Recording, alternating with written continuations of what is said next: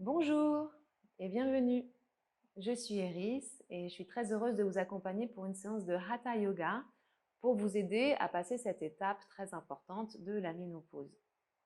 Aujourd'hui, on va s'intéresser à un symptôme qui est assez répandu, que beaucoup de femmes peuvent rencontrer lors de ce passage, ce sont les bouffées de chaleur. Alors, les bouffées de chaleur, déjà, à quoi c'est dû? Premièrement, c'est lié à quelque chose d'hormonal, donc de purement physiologique. Il y a un grand bouleversement hormonal lors de ce passage et il y a une baisse de la production des œstrogènes. Et les œstrogènes interviennent énormément dans la régulation de la température corporelle. Donc c'est pour ça que vous pouvez avoir de temps en temps ces sensations qui partent du visage, du cou, du buste et qui après se répandent dans tout le corps. En général, ça arrive la nuit et on se retrouve à avoir très chaud, à se réveiller avec des sueurs nocturnes et ça peut être très incommodant. Il y a des solutions assez simples en yoga pour vous aider à accompagner ça. Déjà, d'une part, avec des pratiques un peu rafraîchissantes, vous verrez, avec le souffle par exemple, et puis d'autre part avec des pratiques relaxantes parce qu'on s'est rendu compte que les bouffées de chaleur étaient en général accentuées et aggravées avec le stress. Encore et toujours le fameux stress qui revient et qui vient nous apporter des désagréments.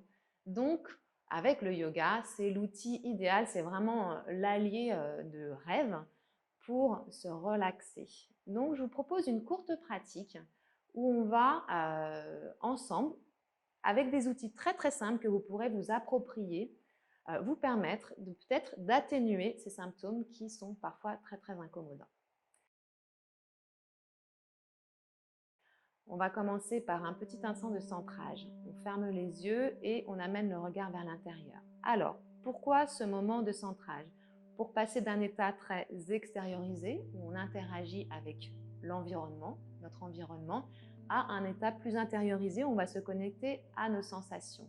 Ça va nous aider déjà à nous relaxer et puis à voir ce qui se passe à l'intérieur de nous pour interagir avec notre corps et nos sensations. On s'assoit sur le sol traditionnellement en yoga, mais si vous sentez que la posture est inconfortable, ne persévérez pas dans quelque chose qui vous met mal à l'aise et qui crée des tensions. Donc je vous invite plutôt à vous asseoir sur une chaise ou à vous adosser contre un mur, ça marche très bien aussi, ou à prendre tout simplement un petit coussin pour surélever le bassin et être confortable dans votre posture. Une fois que vous avez trouvé la posture qui vous va, à vous, aujourd'hui, vous pouvez rentrer dans l'immobilité et amener le regard vers l'intérieur. Quand on dit amener le regard vers l'intérieur, c'est pour dire qu'on ne ferme pas juste les yeux, mais on ferme les yeux évidemment, on ne voit plus à l'extérieur, mais on ouvre notre regard intérieur lié à nos sensations. Dans cette attitude, on entre dans l'immobilité du corps, immobilité corporelle. C'est vraiment important pour pouvoir aller peu à peu vers un état de centrage.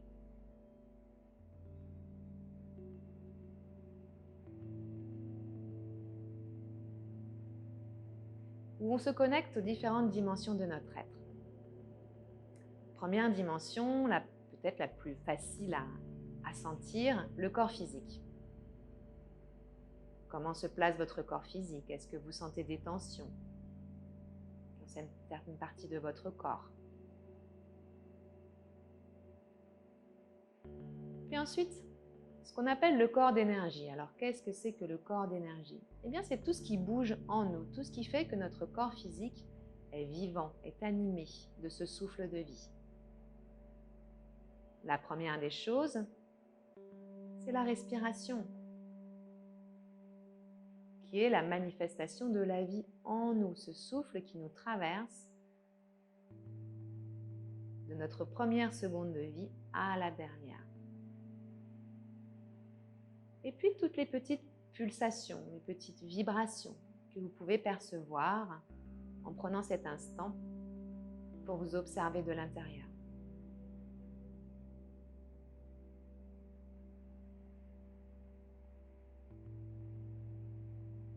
Et enfin, troisième dimension de votre être, le corps mental.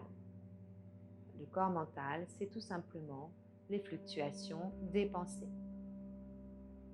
Tout ce qui va, tout ce qui vient, tout ce qui revient, toutes les rétrospections dans le passé, toutes les projections dans le futur. Il ne s'agit pas de lutter contre tout cela, mais simplement de prendre un petit peu de recul. Et se placer comme le témoin tranquille qui observe.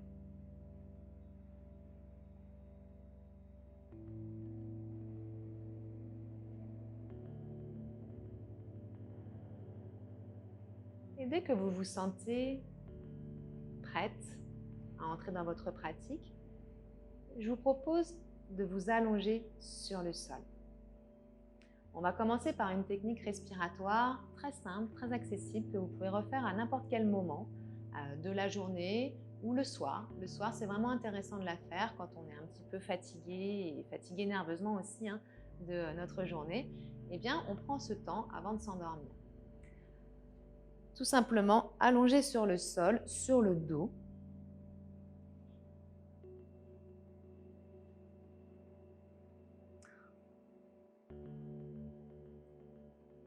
Avec les mains posées sur le ventre, parce qu'on va travailler la respiration abdominale. Qu'est-ce que c'est que la respiration abdominale? Il s'agit de faire descendre les mouvements du souffle tout en bas. Lorsque l'on est un peu stressé, on a tendance à garder la respiration assez haute, donc dans le haut de la cage thoracique, tout simplement parce que le diaphragme ne bouge pas. Là, je vous invite à, en conscience, faire descendre votre souffle dans l'abdomen.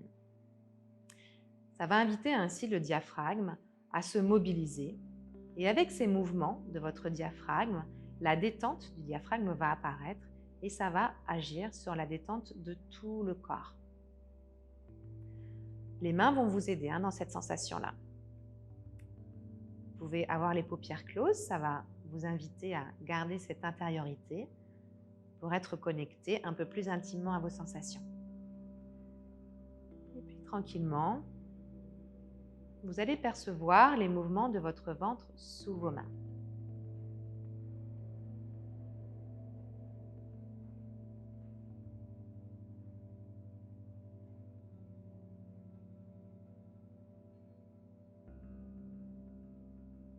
Volontairement, vous dirigez le souffle dans l'abdomen. C'est quelque chose que l'on fait. Ce n'est pas quelque chose qui est induit. C'est une respiration qui est volontaire, volontairement placée dans l'abdomen.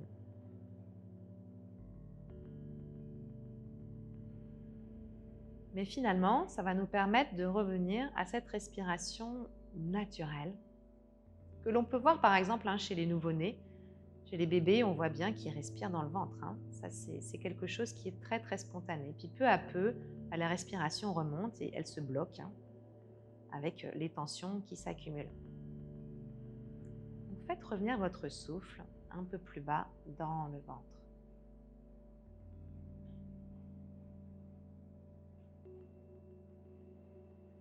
Sentez le ventre qui se soulève à chaque inspiration. La taille aussi qui s'élargit. Le bas du dos aussi impliqué dans ce mouvement respiratoire. Et à chaque expiration, sentez l'abdomen qui se resserre. Vous pouvez placer votre regard intérieur dans le ventre et observer ces mouvements d'élargissement et de resserrement à chaque inspire et chaque expiration.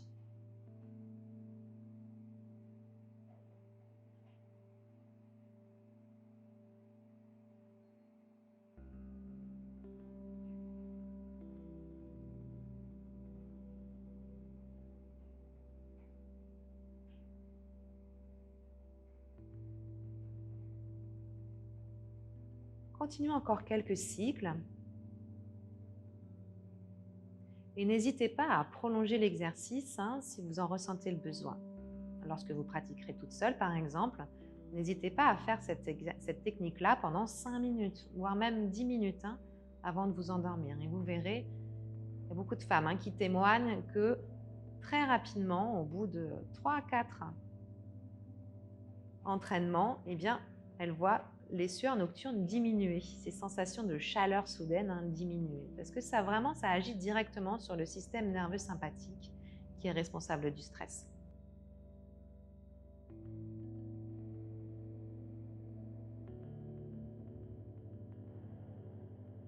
Une dernière respiration.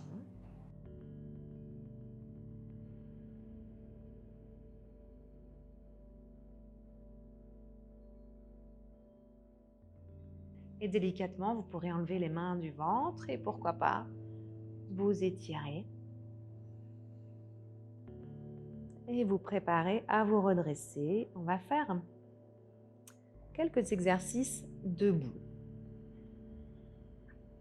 Pour vous redresser, je vous invite à passer par le côté pour préserver votre dos.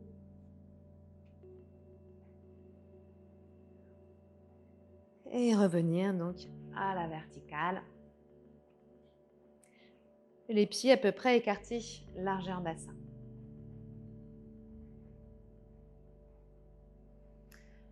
On va aller vers l'intériorisation, encore et toujours pour travailler sur cette idée de calmer le système nerveux sympathique. On commence par chercher cette détente intérieure. Donc, on va aller vers la sensation. On va travailler la sensation en lien avec la respiration.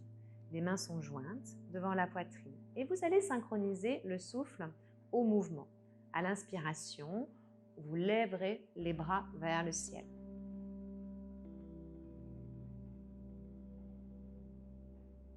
À l'expiration, ouvrez les bras sur les côtés et allez vers cette sensation du frottement de l'air sur la peau. Peut-être la peau des bras, la peau des paumes de main, des doigts. Et vous expirez le plus lentement possible. Laissez la respiration être à l'origine de votre mouvement et pas l'inverse. C'est la longueur de votre souffle qui va déterminer la vitesse et le rythme de votre mouvement.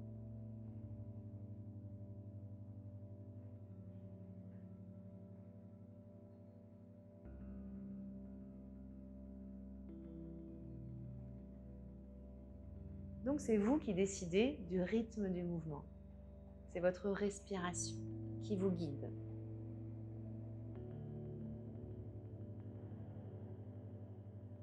Allez encore et toujours dans cette sensation de l'air sur la peau,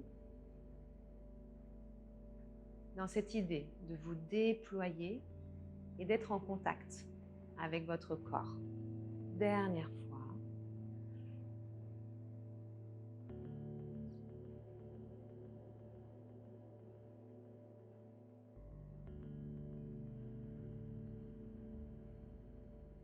Et lorsque vous terminerez, vous garderez les bras le long du corps.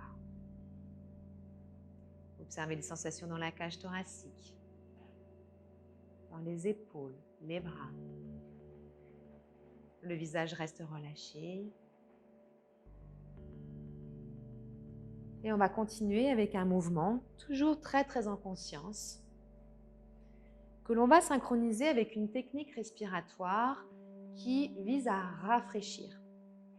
Donc lorsque on a ces bouffées de chaleur, les respirations rafraîchissantes en yoga sont vraiment des outils formidables. Je vous invite vraiment à le faire dès que possible et même pas forcément en mouvement. Cette technique-là, elle peut se faire en restant immobile.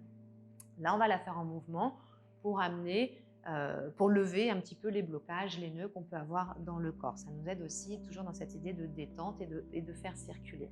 Les jambes sont écartées, donc on écarte franchement les jambes et les pieds sont parallèles. Donc c'est le bord externe de vos pieds qui sera parallèle. Et on va synchroniser un mouvement du corps avec une technique respiratoire qui s'appelle Shitali, qui fait partie des pranayama, donc technique de respiration, de contrôle du souffle, un pranayama très traditionnel. La technique est très simple, c'est lorsque j'inspire par la bouche en mettant ma langue en tube. Donc je sors la langue et je vais inspirer par la bouche. Essayez pour voir avant de faire le mouvement. Vous sentez tout de suite que ça va amener une sensation de fraîcheur dans la bouche, dans la gorge et dans le cou et les épaules et le haut de la cage thoracique. Et l'expiration se fait par le nez naturellement. Si vous ne parvenez pas à mettre la langue en tube, parfois ça arrive, eh bien vous faites tout simplement entre les dents. On inspire de cette manière-là. Et on va synchroniser ce mouvement de la respiration à un mouvement du corps. Je vous montre une première fois, puis après on va le faire 3 fois ensemble. Les bras sont ouverts sur les côtés. On peut prendre une mudra des mains, donc un placement de nos mains. On joint la pointe des pouces et des index et on tend les autres doigts. Les paumes de main sont tournées vers le ciel. Et vous irez très lentement et pas trop loin dans votre mouvement. Attention, restez vraiment dans les limites corporelles. Allez-y avec douceur pour votre corps. Donc, lorsque l'on va aller vers l'avant, on va engager une petite rotation de la colonne vertébrale et on va expirer pour envoyer la main gauche, on va commencer par le côté gauche, en direction de la cheville droite. Donc là, j'expire dans ce mouvement-là. On peut également tourner la tête. Sur l'inspiration, je vais faire l'exercice de respiration Shitali, la langue en tube, et je vais revenir à la verticale.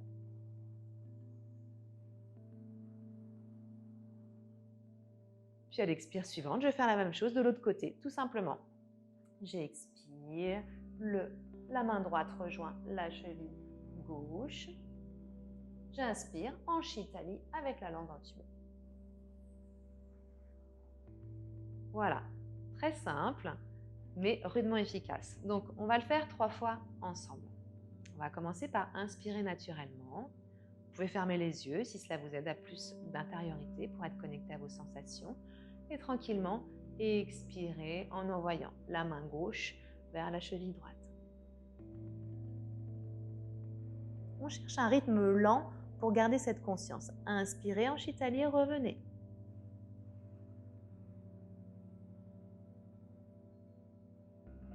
Expirez de l'autre côté. Main droite, cheville gauche. Inspirez en Shitali. Observez les sensations de fraîcheur dans la bouche, la gorge, la poitrine, les épaules. Et encore 2 fois à votre rythme. Je vous laisse pratiquer ce mouvement. Soyez connectés à vos sensations.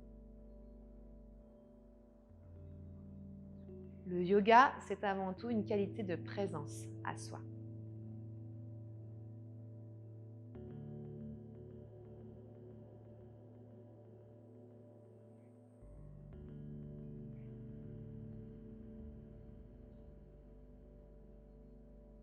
Une dernière fois.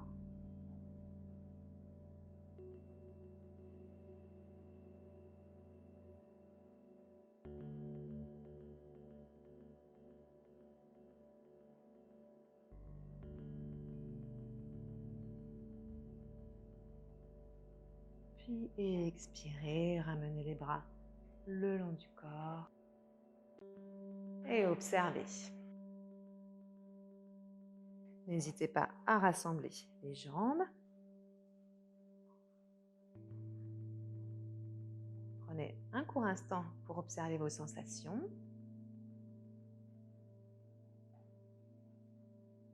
Et on va terminer la pratique avec une autre technique respiratoire qui peut se faire soit allongée sur le sol, si c'est plus confortable pour vous, soit assise.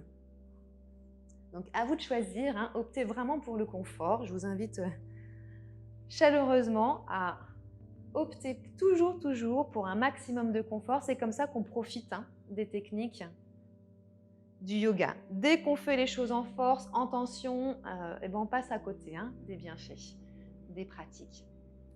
C'est encore une respiration rafraîchissante et calmante aussi, qu'on appelle Chandra Vedana. Chandra, ça veut dire la lune. Donc on l'appelle la respiration lunaire. Tout simplement, on va fermer la narine droite avec le pouce droit et on va respirer, on va faire 8 cycles respiratoires par la narine gauche. Vous pouvez fermer les yeux et commencer votre respiration. Privilégiez les expires qui se prolongent un petit peu plus que les inspires.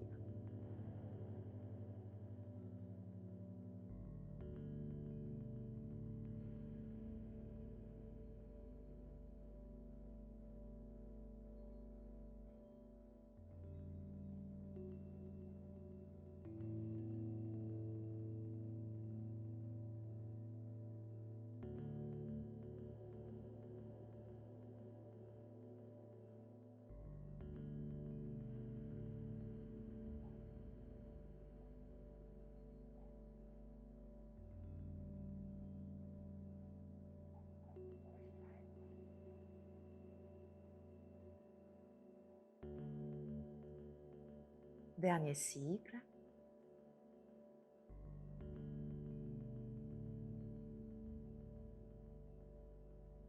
Et lorsque vous aurez terminé, par une expiration, vous pourrez reposer la main droite sur le genou et prendre un instant d'observation.